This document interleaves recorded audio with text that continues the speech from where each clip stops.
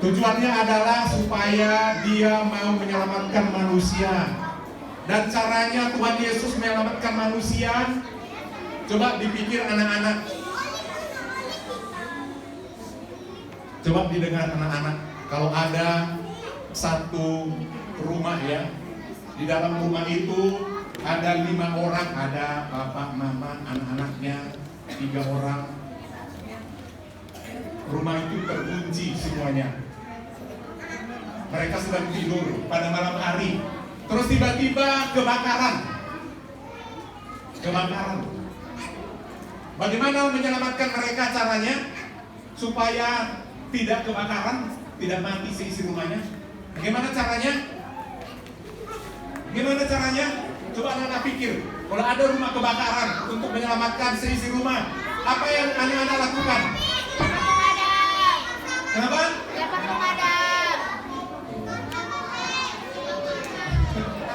Yang pakai pemadam kebakaran ya, disiram pakai air ya kan?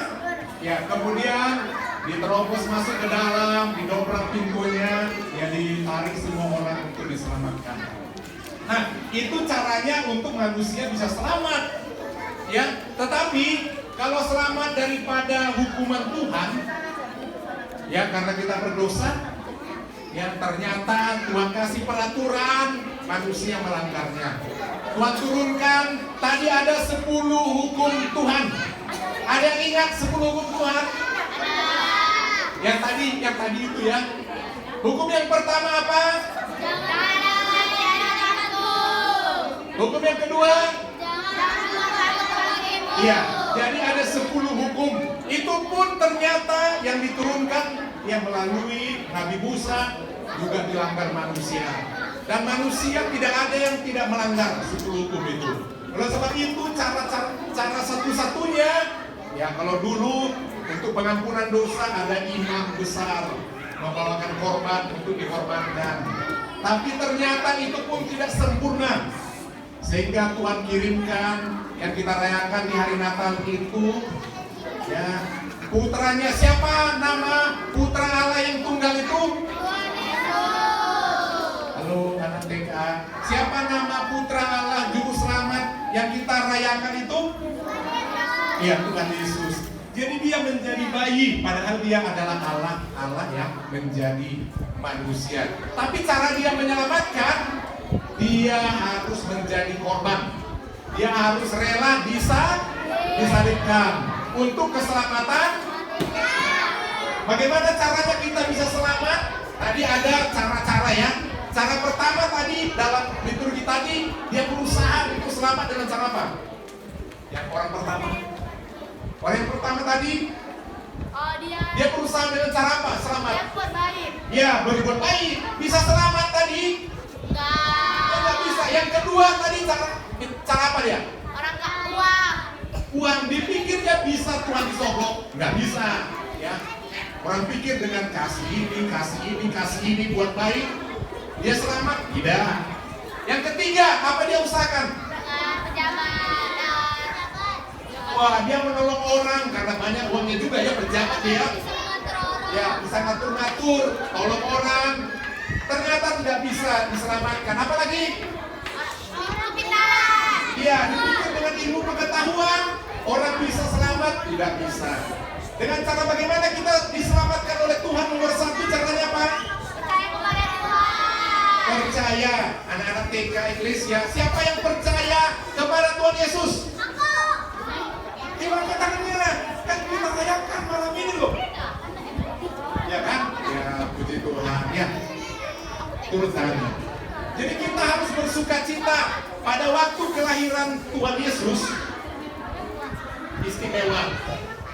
Ada cahaya besar datang di padang Efrata. Kepada siapa datang terang itu? Datang malaikat kepada siapa? Di padang Efrata. Kepada siapa? Untuk memberitakan bahwa Tuhan Yesus lahir. Kepada siapa dia datang? Kepada para gembala di padang. Itu sebabnya kalau kita rayakan Natal pasti ada terang. Contohnya ada pohon terang. Karena memang terang dari langit, berlaksa-laksa, bermiliar malaikat datang. Suaranya dikatakan kepada gembala malam itu, kemuliaan bagi Allah di tempat yang maha tinggi dan damai di bumi. Hari Natal kita merasakan kedamaian karena Juru Selamat datang mendamaikan kita dengan Allah, mendamaikan kita satu dengan yang lain, orang-orang Kristen seluruh dunia. Iya, seperti itu. Kemudian yang datang lagi menyembah itu ada orang Majus. Orang Majus, apa tandanya dia untuk sampai kepada Tuhan Yesus? Bagi Tuhan Yesus ada tandanya apa?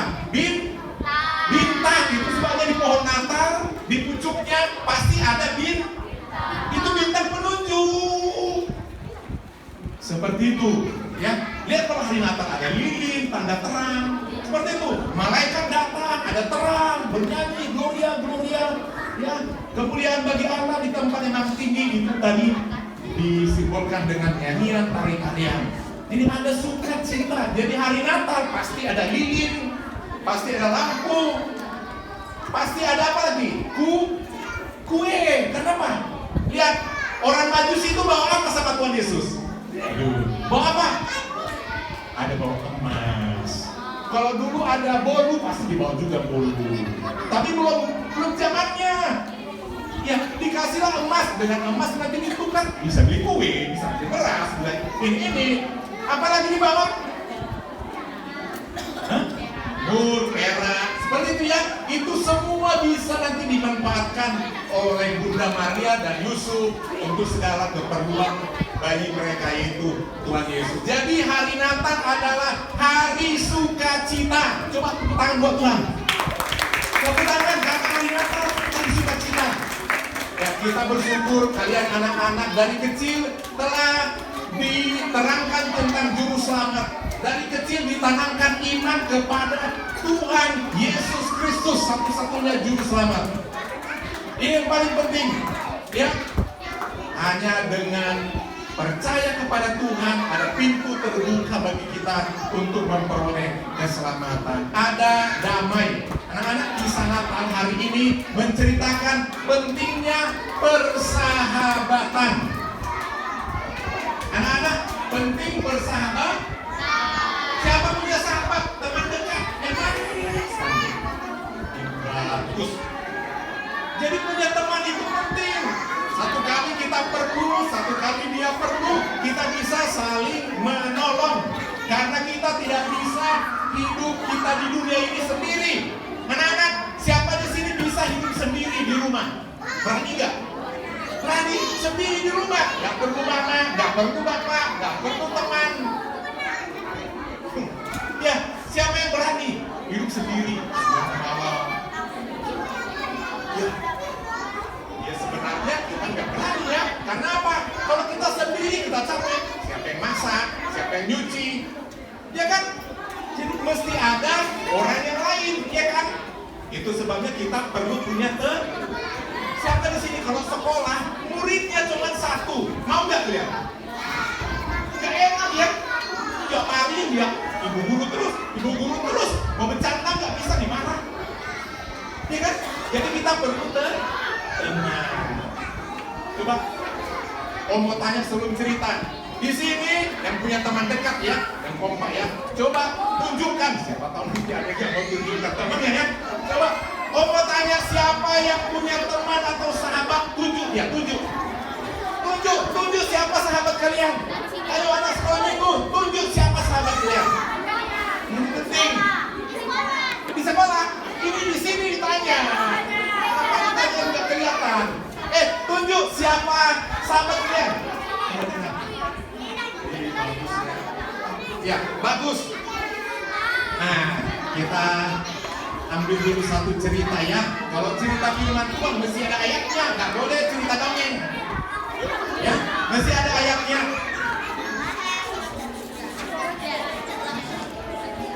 Bisa dicek di sana, Roma pasal 12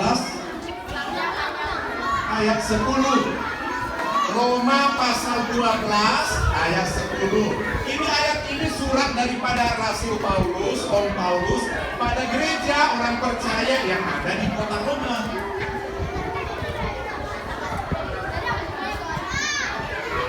Udah ketemu? Yang tak bawa ada di layar. Mari kita baca sama-sama ya. Itu di layar. Anak-anak TK udah tahu baca nggak? Udah bisa baca? Ih, pintar-pintar. Tepuk tangan dulu sama ibu guru. Yang baik kali nggak diambil. Jadi pintar. Ya, terima kasih ibu guru. Kan begitu kan? Coba bilang dulu. Terima kasih ibu guru. 1, 2, 3. Iya, kemarin kita tayangkan hari guru ya. Kita harus hormati guru-guru itu. Karena apa? Mereka adalah pahlawan tanpa tanda jasa. Ada dikasih medali sama mereka, tapi mereka ikhlas mengajari kita ya. Makanya kita menjadi pintar. Nah, kita baca sama-sama. Ya, Om Pendeta mau dengar. Apa udah pintar? TK Indonesia juga. Nah, sekolah minggu ya. Ya, 1, 2, 3.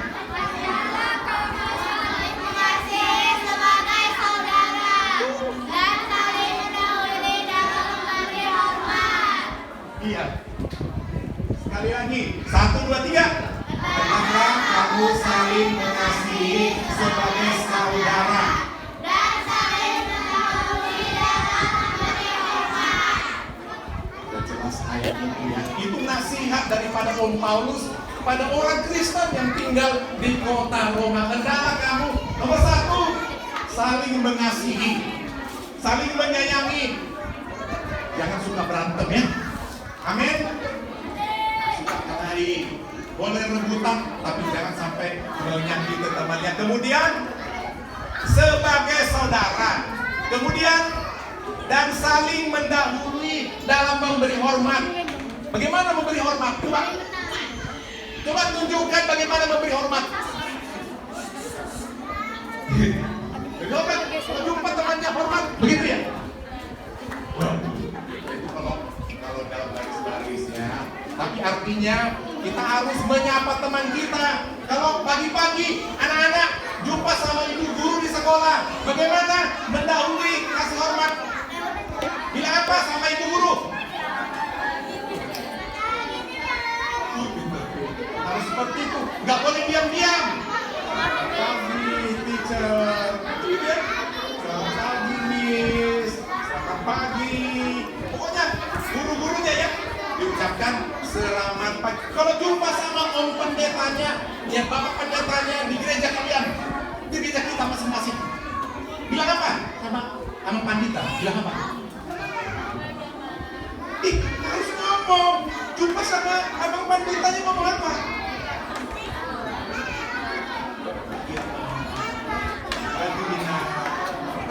Seperti itu. Ya, itu namanya orang Kristen yang baik. Nah, anak-anak, ini sekarang ceritanya adalah satu kali di kebun pertanian. Anak-anak pernah pergi ke pertanian perkebunan? Misalnya kebun apa? Kebun apa di Batam? Di Batam ini kebun apa? Ini cerita di Batam dulu. Cerita di kampung nggak pernah pulang kampung. Di Batam, pertanian apa di Batam? Jambu. Kebun jambu. Jambu ya. Ya nggak apa-apa. Tapi dulu ada di kebun pertanian, namanya pertanian pasti ada peternakan. Ada domba. Ada apa lagi kalau di kampung kita di bawah sana di Bonapa Sogit ada apa? Ada apa ya? Kalau di kampung kita kalau ada pulang kampung ada apa? Ada pinahan ya. Tapi itu pinahan. Tapi itu ya. Yang suka kita sekek-sekek tahun baru ya. Nah, anak-anak, satu kali adalah tetangga baru. Dia seorang pemburu. Pemburu itu apa? Memburu binatang dari hutan. Misalnya dia mengambil apa ya? Barang buruan, binatang buruan untuk diburu dimakan. Jadi untuk memburu dia punya anjing pelacak. Punya apa? Jadi dia berburu harus bawa anjing. Anjingnya banyak. Anjing yang bisa membantu menangkap. Bisanya apa yang bisa ditangkap di hutan yang liar dia? Yang bisa kita makan. Ya kambing liar. Kambing tetangga jangan. Apalagi yang kita bisa tangkap dimakan dari hutan. Apalagi? Ya ampun, kita jangan berjumpa kami mau putar. Gak berani kita ya. Singa juga gak berani, gak usah ketemu sama singa ya. Monyet bisa ya. Ya macam-macam. Ada lagi yang sakit-sakit itu. Babi hutan apa? Babi hutan itu apa namanya? Bahasa kita. Apa namanya? Babi hutan itu namanya apa? B2 udah jelas ya, bukan B3. Itu ailing. Anak ini memang anak kota ya. Nah, anak-anak, jadi satu kali tetangga yang baru ini, pemburu ini, anjingnya gak pernah dijaga. Satu kali dia sering melompat pagar tempat pinahan itu dikurung. Ada domba atau biri-biri, ada kambing, ada bebek, ada ayam, ada domba. Mereka dikurung satu kali, tapi melompat anjing-anjing itu, lompat pagar, menjadi kacau semua domba-domba itu ketakutan. Bising ketakutan, ada yang sampai diterkam dimakan. Aduh, petaninya menjadi bagaimana? Sedih karena apa? Ternaknya diganggu oleh anjing, sedih dia. Demikian berkali-kali diingatkan bilangnya sama tetangganya yang pemburu itu, tolonglah Pak, ya anjingnya itu jangan dilepaskan liar begitu. Kami rugi ternak kami, diganggu. Ayam-ayam kami pun nggak sempat bertelur karena diganggu. Ya binatang kami yang lain juga terganggu, nggak didengar. Aduh bagaimana ini tetangga pula. Akhirnya karena satu kali udah banyak ternaknya yang mati, binaan yang mati, dia pun pergilah ke kota, melaporlah sama hakim. Melapor kemana dia?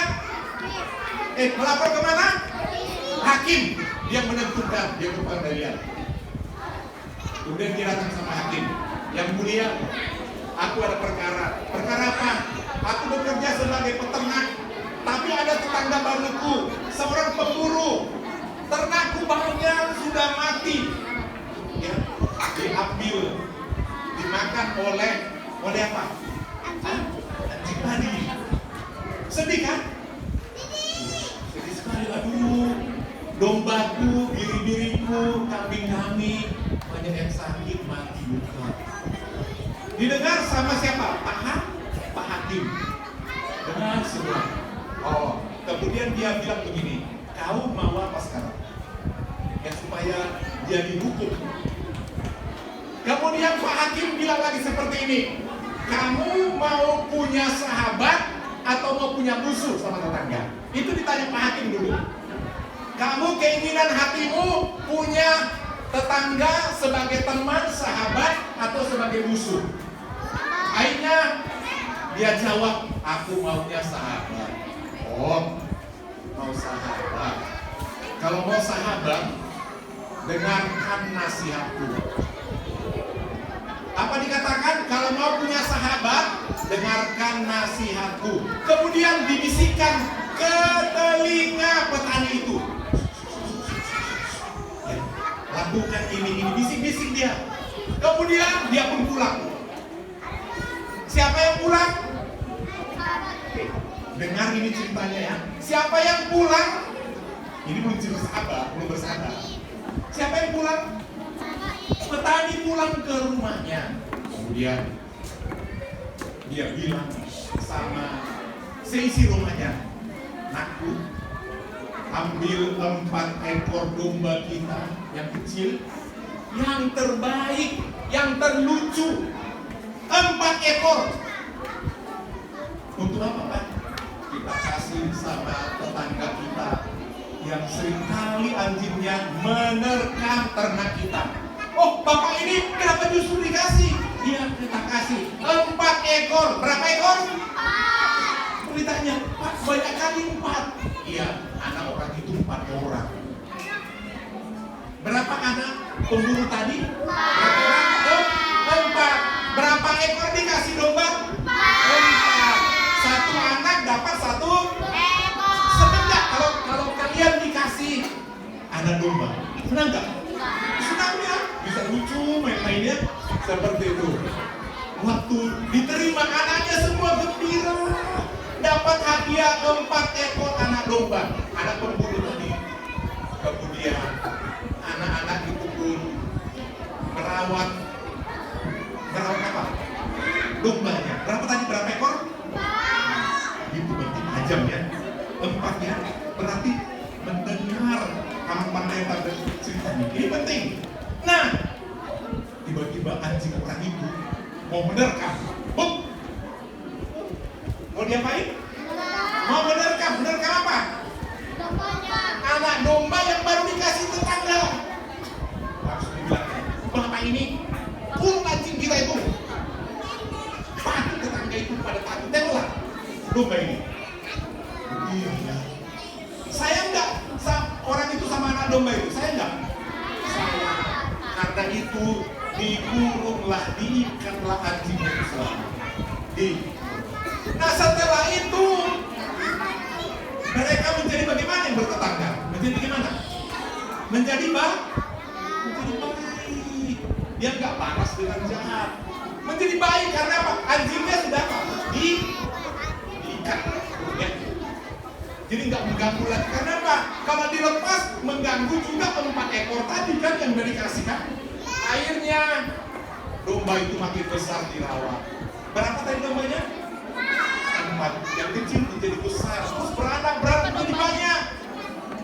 Nah, setiap kali pemburu tadi berburu, dia pulang bawa ke rumahnya, dibagi sama tetangganya tadi. Kira-kira dibagi apa? Kalau dia dapat rusa, dibaginya tetangganya apa? Kalau dia dapat berburu rusa, pulang-pulang dia bagi daging apa? Daging rusa sama tetangganya tadi kan? Nah demikian juga petani tadi. Kalau mereka lagi menghasilkan susu ternaknya, dibagi susu. Sama siapa dikasih susunya? Pada si pemburu. Jadi mereka saling memberi. Akhirnya mereka menjadi punya apa? Sahabat. Itu sebabnya kita perlu mencari sahabat, bukan mencari musuh. Nggak usah dibahas, bikin aja yang baik. Nanti akan datang baik sama kita. Amin. Lemparkan yang baik, datang ya. Kalau kita lemparkan yang jahat, itu artinya. Demikian juga Tuhan Yesus datang ke dunia ini, dia menjadi sahabat kita. Ya kan? Kita juga harus berbuat baik kepada Tuhan. Anak-anak harus punya sahabat. Ada di sini masih musuhan anak-anak. Anak-anak TK, ada yang masih musuhan? Pernah musuhan? Tapi setelah Natal menjadi sahabat. Salam dulu kiri kanan. Salam dulu. Salam. Salam temannya dulu. Ada sahabat. Semua saling salam. Salam abangnya. Salam. Kan begitu. Ya kan? Karena hari Natal adalah hari kita mendapatkan damai lagi. Ya, kita berdamai. Ada sukacita. Itu sebabnya hari Natal selalu kita bertemu sama orang tua, saudara, gereja. Karena Natal selalu membawa kedamaian. Puji Tuhan. Haleluya. Anak-anak senang dengar ceritanya? Senang. Kita menjadi sahabat. Beri kemuliaan bagi Tuhan, tepuk tangan. Ya, sekira kita firman Tuhan hari ini kita akan lanjutkan dengan drama. Siapa mau menyaksikan drama sebentar? Saya. Ya. Mari kita saksikan, siap-siap. Ya, itu dulu firman Tuhannya.